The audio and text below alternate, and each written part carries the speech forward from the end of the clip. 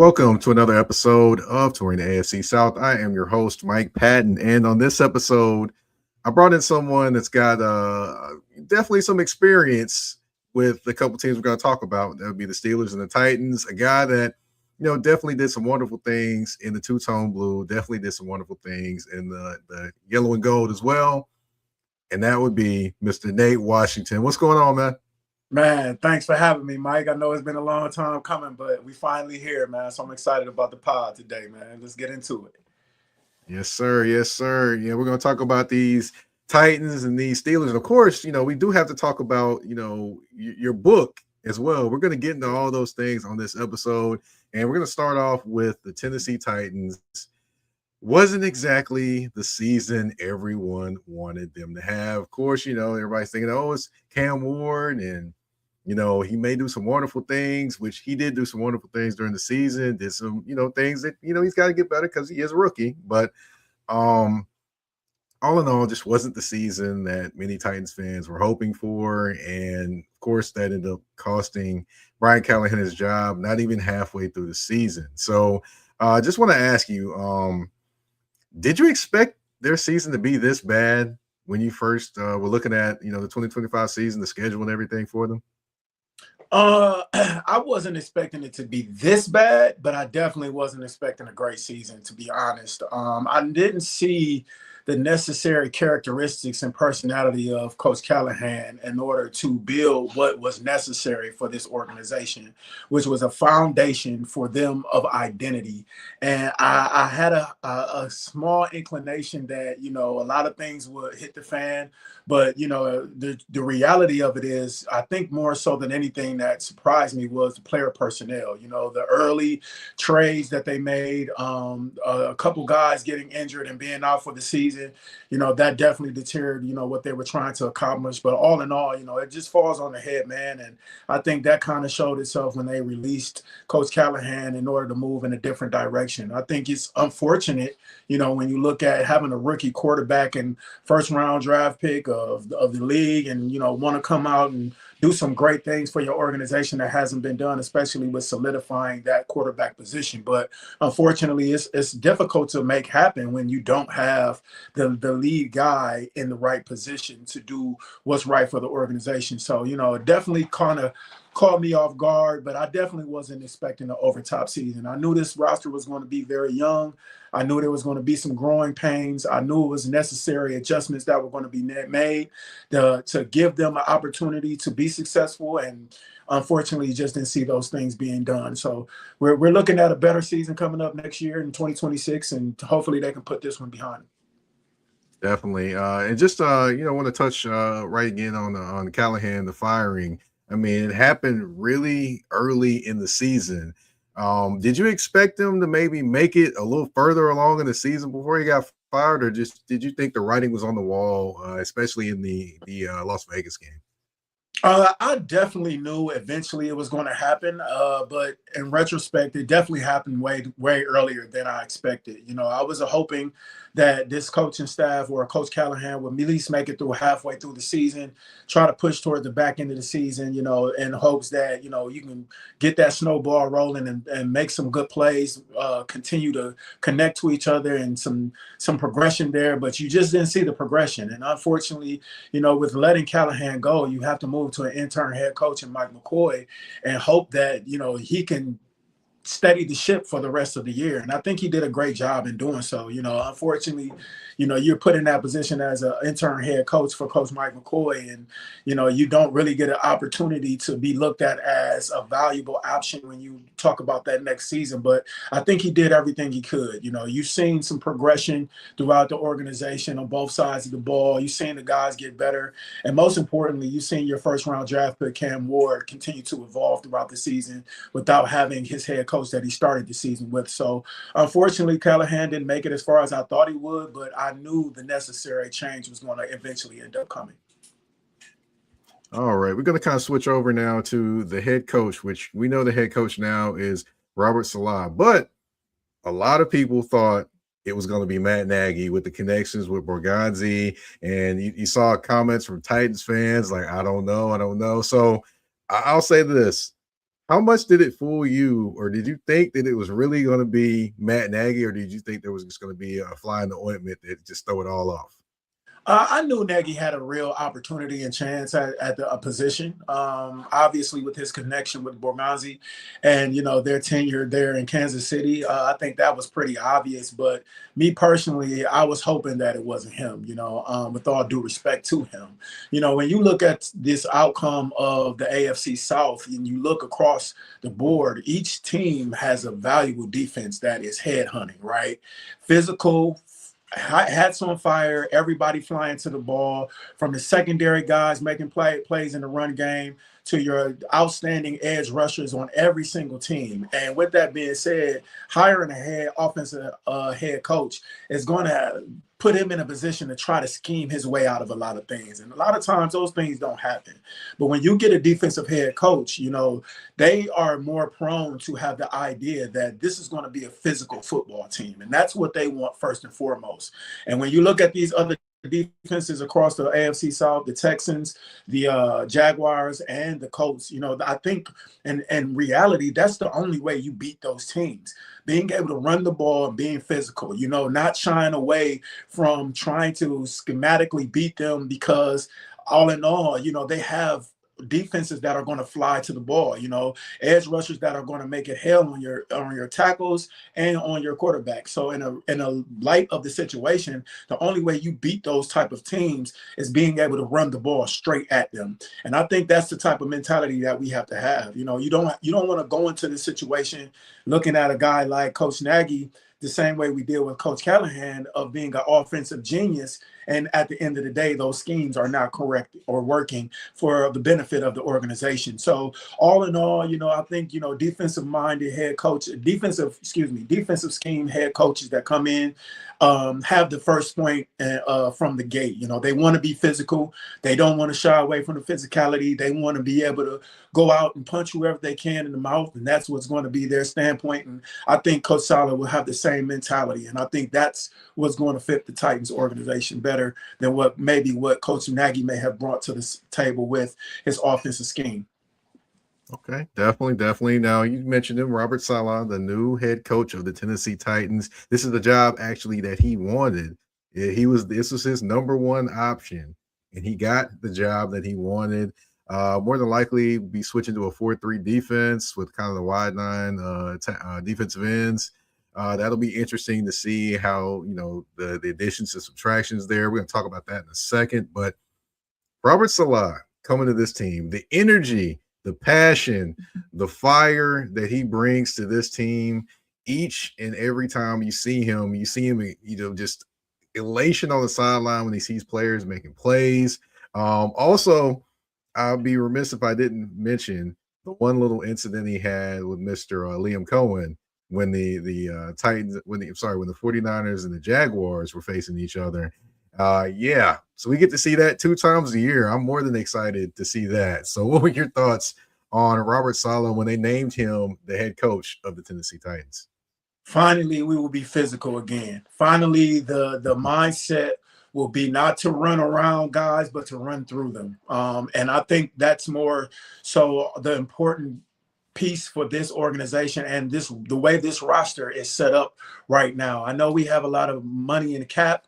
I know those things will be taken care of this offseason. But I think when you look at like I said, once again, when you look at the other teams in this division, Jacksonville, Houston, and Indianapolis, you cannot try to go out scheme these guys and run around them. It's not going to happen.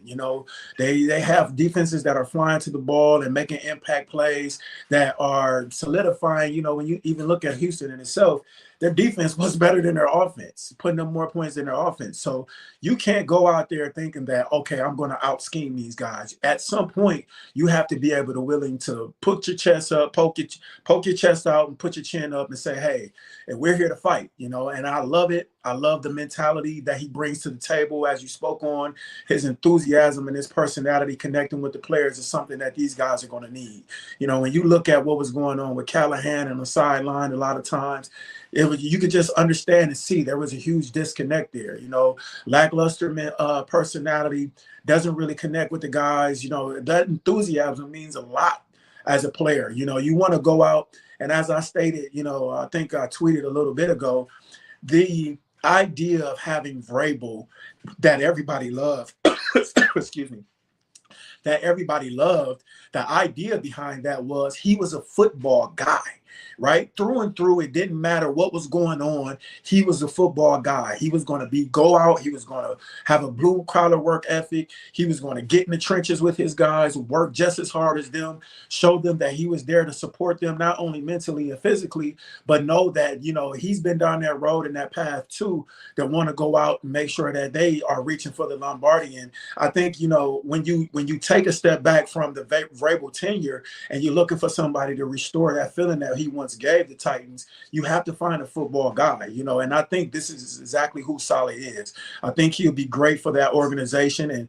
when you look at him mixing it up with Cohen and Jacksonville, this is exactly what we needed. You know, this is a organization now that has a guy that's willing to be front and foremost, to go out there and not just play football games, but wants to take your soul. And I love it. I love the mentality of him. I love what he brings to the table for these players.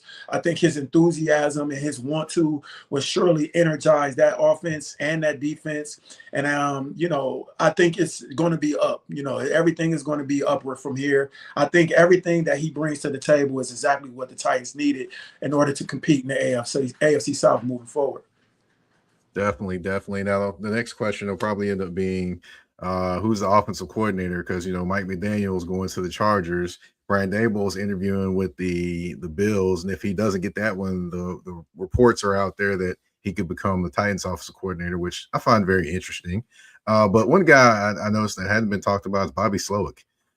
He actually has a connection with not only D'Amico Ryans in Houston, but also with Robert Saleh as well, because they all fall under that Shanahan tree. So I think it would be very interesting if he ended up here, not only because of the connection, but also because if I feel like he got blamed for the regression of CJ Stroud.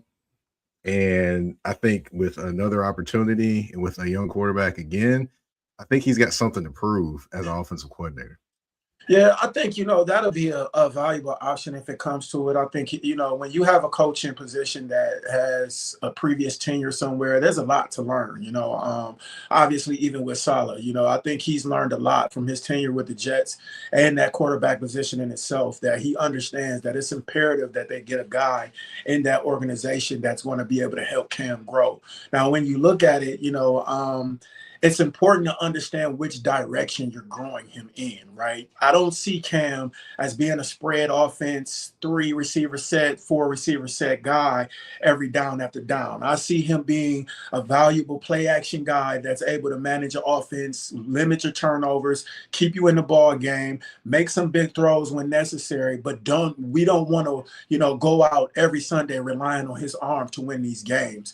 And I think when you are able to put him in that position, if so, with the next offensive coordinator, that will help him grow tremendously. You know, I think right now it's going to be necessary, obviously, to identify the identity that they want to move forward with the organization, period.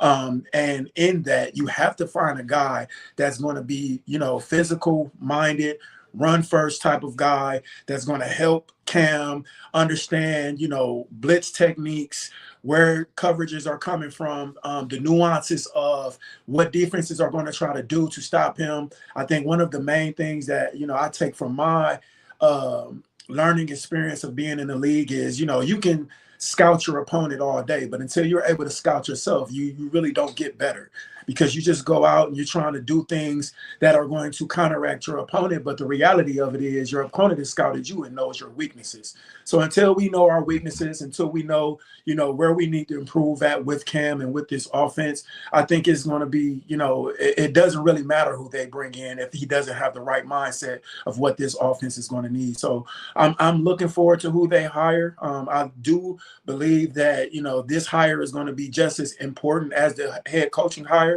because I do understand the importance of growing Cam in his second year and involving him in this offense. So it's going to be important, you know, and I hope they make the right decision.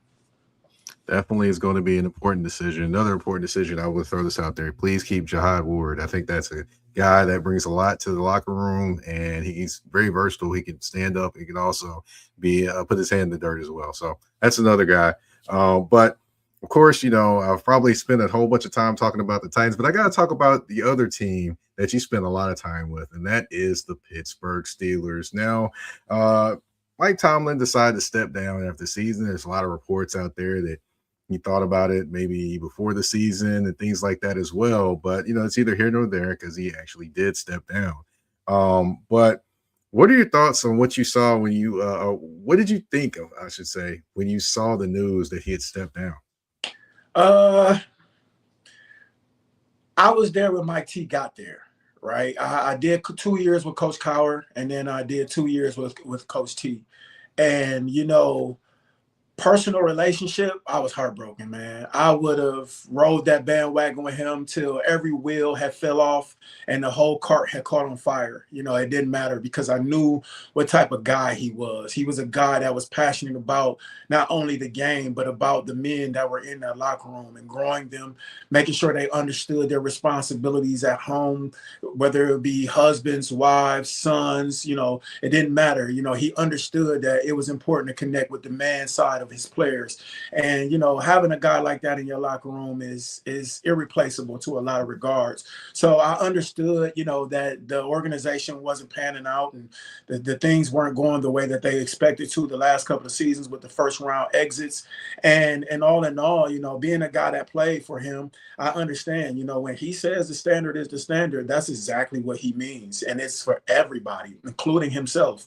And I think, him stepping away was just a recognition and an understanding that he hasn't been getting it done. Unfortunately, it doesn't matter what, the player personnel has been. I know since Ben Roethlisberger has retired, we've been in kind of a quarterback carousel, but it didn't matter. He wants to go out and wants to win and wants to do what's right for the organization. And at the very moment he feels he's not doing his job, I'd expect him to step down because he understands, as I said again, the standard is the standard. And with that organization, man, especially with the fan base, they don't care about winning seasons. They care about you getting close to that Lombardi. Having winning seasons and being above 500 every year, while commendable, is not enough. At first round exits, the last 3, 4, 5 years is not enough. So you have to find a guy that's going to be able to take them back to the promised land and put them on a pedestal that they once have been on. So him stepping down, I can understand that because he expects the best not only of his players but himself.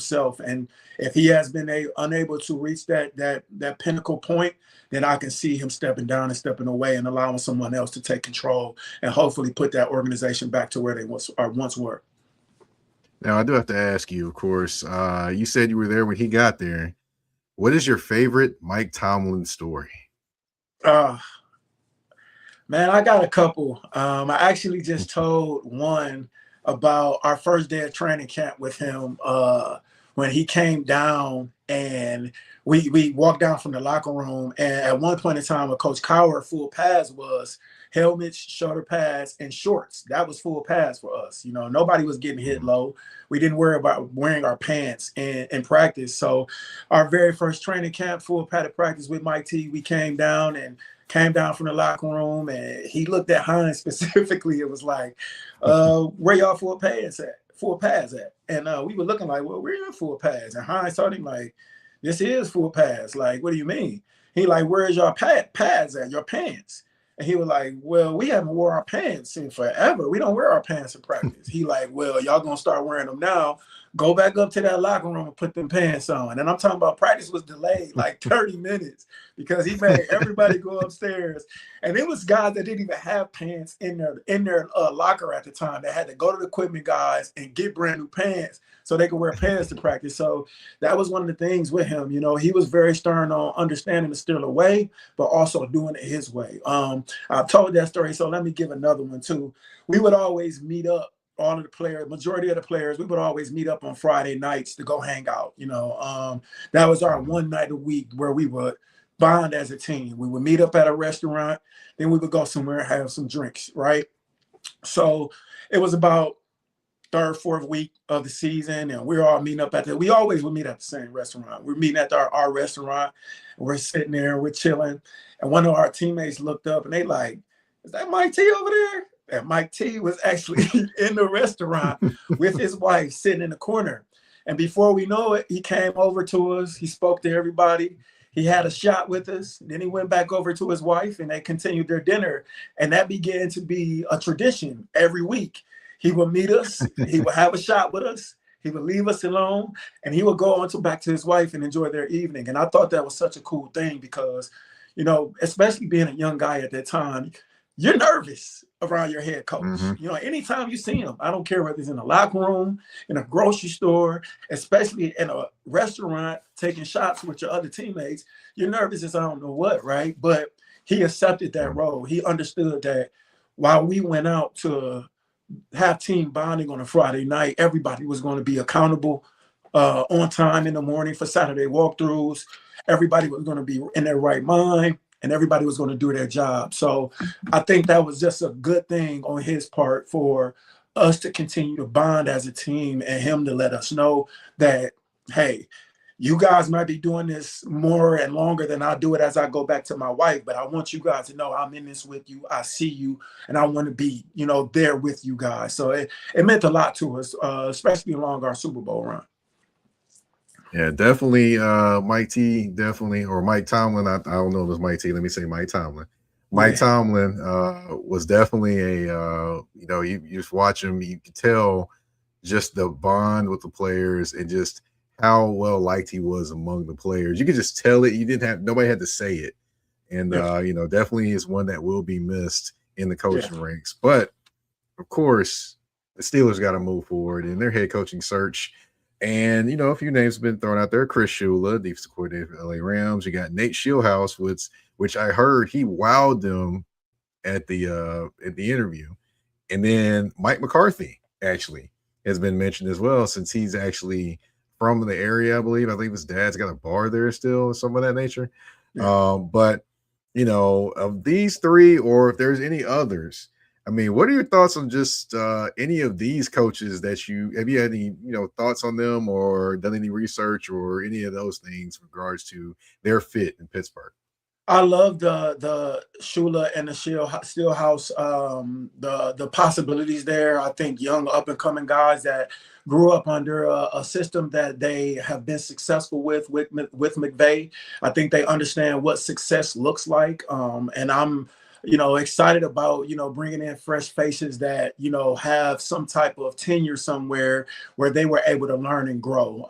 I think that would be important for this new regime of whoever comes into the Pittsburgh Steelers, because one thing about it, two things for sure, is they like to hire young because they like to keep their coaches around for multiple years. It doesn't matter whether bad seasons, good seasons, it doesn't matter. You know, they want to be able to stick with the guy for the long haul. So I think a young guy would be great. You know, I also seen Brian Flores his name be thrown in there, and Anthony Weaver from the Dolphins, his name be thrown in there. So I think, you know, those mentalities, those defensive minded guys, you know, I think will be great. You know, moving on from Coach Snow to Coach Cowher to Coach Tomlin, all being defensive guys, defensive mindset. The Steelers have always been a defense first type of organization. So I think any type of defensive guy would be great. I think Shieldhouse will be an awesome offensive mind to come in and help that offense out, because obviously it's been lacking for a few years after Ben has left. And I think they're going to need some resurgence, you know, to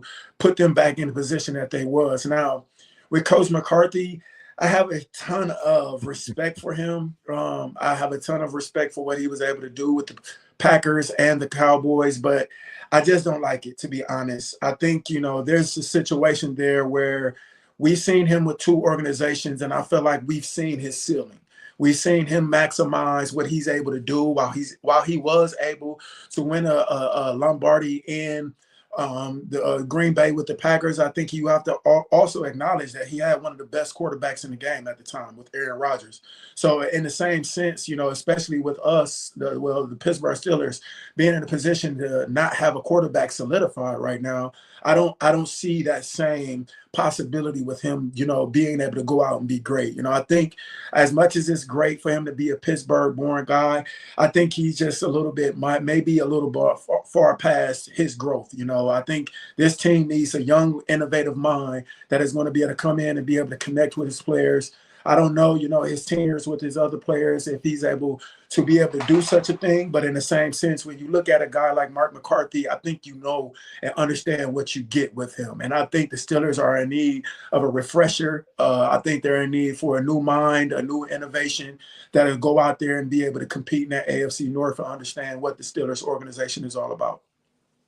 For sure. Yeah. And I did think a lot of the same things you thought about McCarthy, because what I've read and kind of looked at is that he's kind of done all those different things. And then he went to Dallas and said he had learned and done some studying, but he fell right back into the same things he was doing in Green Bay. So, exactly, definitely would be something that Pittsburgh fans would kind of, have their face all wrinkled up looking at. Yeah, definitely. I think, a lot of times when you get offensive coaches like him, they're so stuck in their schemes and stuck in their ways that, they believe their scheme is bigger than the program, to say that, they think that no matter what the defense throws at them, that their scheme, if run correctly, can be great.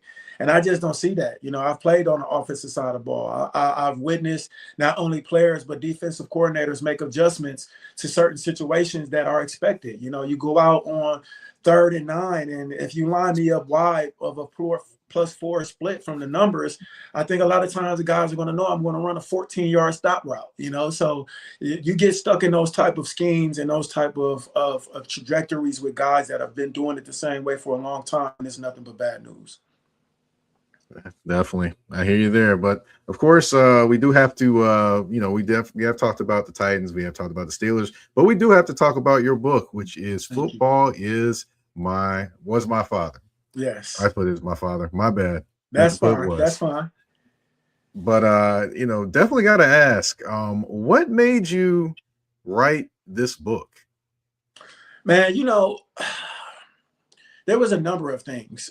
First and foremost, I grew up in a single parent home. I knew that there was a stigma on single parent homes about, especially young Black men growing up in single parent homes, the emotional state, them taking care of their business, them doing the things that are necessary.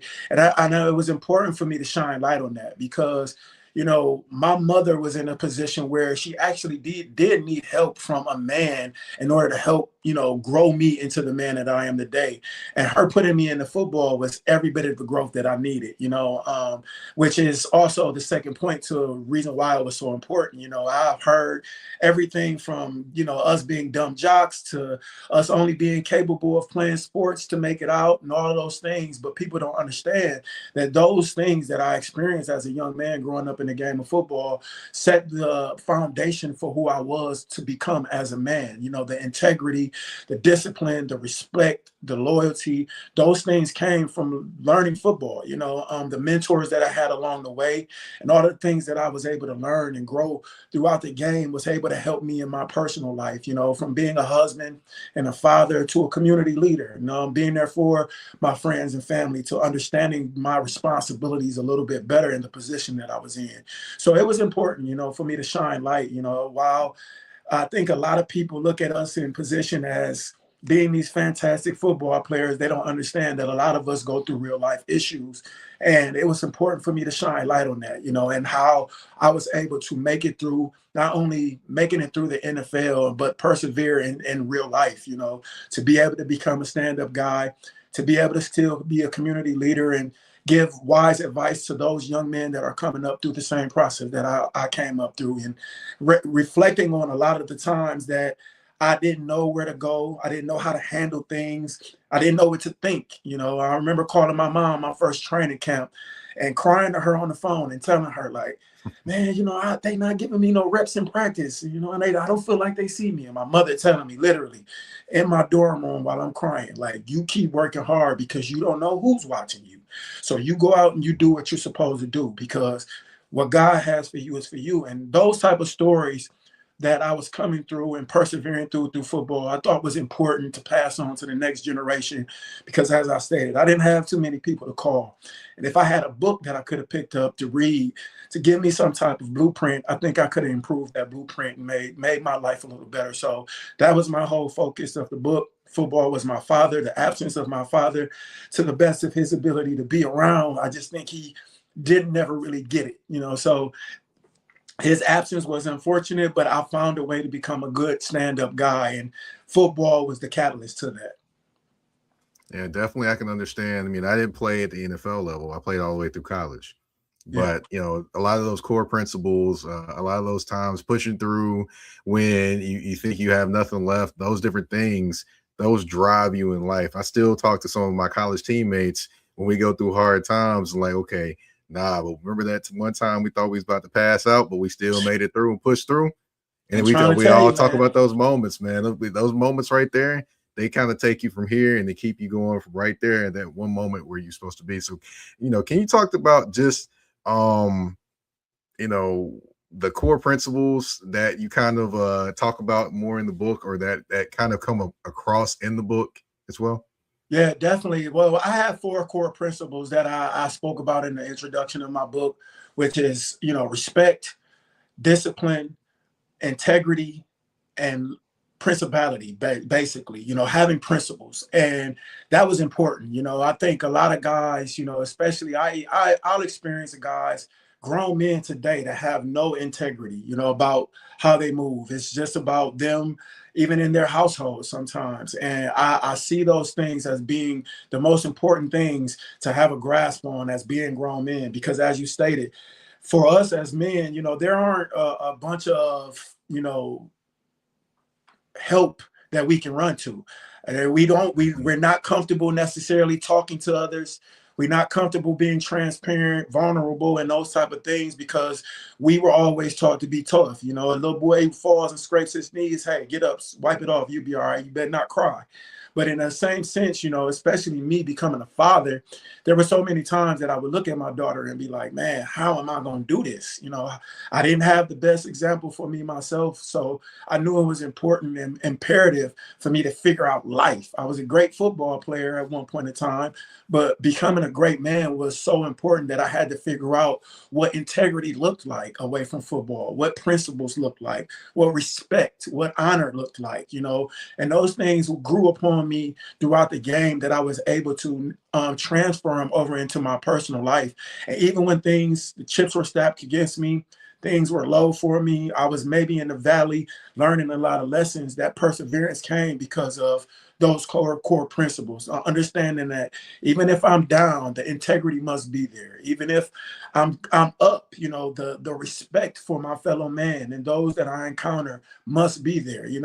Being humbled in everything that I do and trying to help those that are around me was important. But those 4 principles that I spoke about are carried throughout my book, because in some form or fashion, each one of them helped me persevere through some type of situation that I was stuck in at the time, that I didn't really have a bunch of help to get through. So I think more than anything, those principles, respect, honor, discipline, and integrity, I think were always there for me to help me build the backbone that I needed to make it through life. Yeah, definitely. Amen. Amen. Now, for those that aren't aware, you can go to Amazon, correct, to buy the book. Yes, Amazon. Yes. And is there any other places that I'm missing? You can go any other places to buy it too? Yes, sir. I also have a website, NateWashington85.com, in which everything is on there, from being able to purchase the book to my upcoming events, to any requests that anyone has for speaking engagements, for whether it's Zoom, podcasts, anything, everything that you would need as far as information wise for my book, and everything that I have going on, include with the book involved, will be right there on NateWashington85.com, man. So I thank you for that. Yes, sir. Definitely, definitely. I'll make sure to put that information out along with the podcast as well, and all the information, so that way everyone can know where to find the book and know what they need to do in terms of buying the book. So I encourage, young men or kids, high school, whatever age, go get this book. Go get this book. I'm not Yeah, just saying that because Nate Washington is on the show with me. yeah, I'm saying that because you know I lived through some of the things that he is talking about. yeah, Now, I grew up with my dad, so that's different in that aspect, but the core principles are still the same. And yep, those are still the things that guide me and lead me along in my everyday life as well. And I thank you, Nate Washington, for actually writing this book and putting this book out and having the courage to put this book out. yeah. Thank you for that. No, thank you, man. And as you stated, I think the title itself is Football Was My Father, but it's much the story is much more than the absence of my father. It's about becoming a man. It's about being responsible. It's about understanding that, hey, just because we're tough, that don't make life easy. So I think that notion in itself, to encourage our fellow man, and in all honesty, to encourage a lot of the single mothers. There's a lot of stories about Mhm. my mother's perseverance and her understanding of what was necessary to push me forward is also in the book. So I would just encourage everybody, as you stated, to go read the book and understand what it's all about and my journey becoming a man. Yes, sir. Yes, sir. Well, Mr. Nate Washington, I want to thank you for coming on the show. Thank you for giving a lot of your expertise about, of course, the Titans, the Steelers, and then talking about your excellent book that you just put out. If you want to give everyone where they can find you on social media or anything like that you want to talk about.